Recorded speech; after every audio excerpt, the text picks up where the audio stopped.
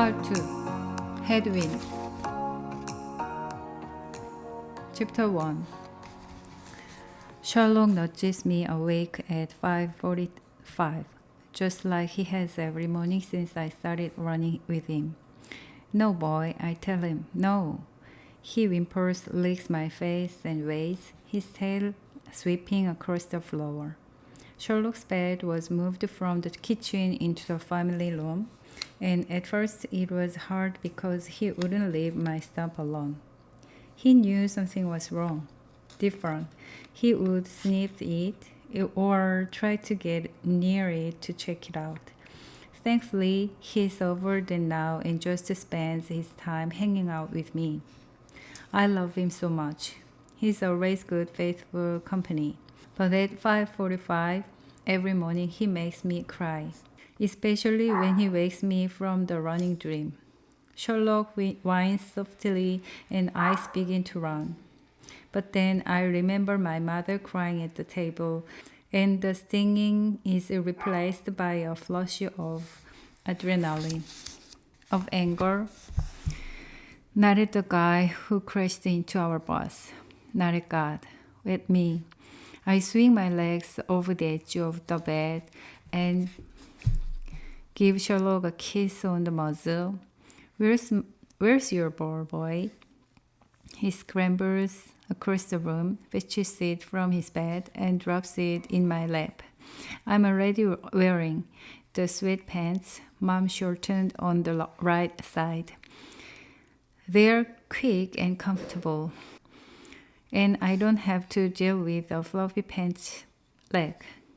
My sweetheart is within reach, so getting dressed is easy, and really, Sherlock deserves better than what I've been delivering. I put on the sweatshirt, slip into the shoe, rake my hair into a ponytail. Sherlock spins in a circle and barks. Shh, I whisper. Just the ball, okay? I put the tennis ball in front of his face so he's clear about what we're doing before I let him out. He wakes and pants, and when I'm pretty sure we have an agreement, I open the front door and hop out after him. He waits for me at the bottom of the porch steps. Good boy, I tell him, then set up to throw the ball across the front yard. It's not a big yard, so it would help if I could go into one corner and throw to the other, but I didn't bring the crutch. And with Mom's flower beds the way they are, there's nothing I can use for support. So I just toss the ball from beside the pipe railing and teach Sherlock to put the ball in my hand instead of at my foot.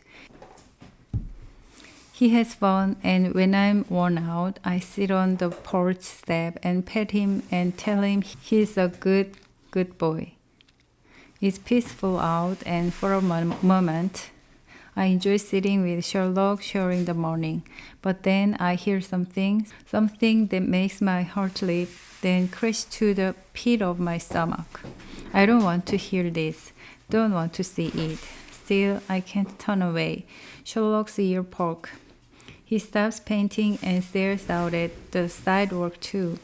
So I hold on to his collar, afraid that he'll bolt off the porch, and then there he is, in light gray suits, lost in his own rhythmic world, a learner.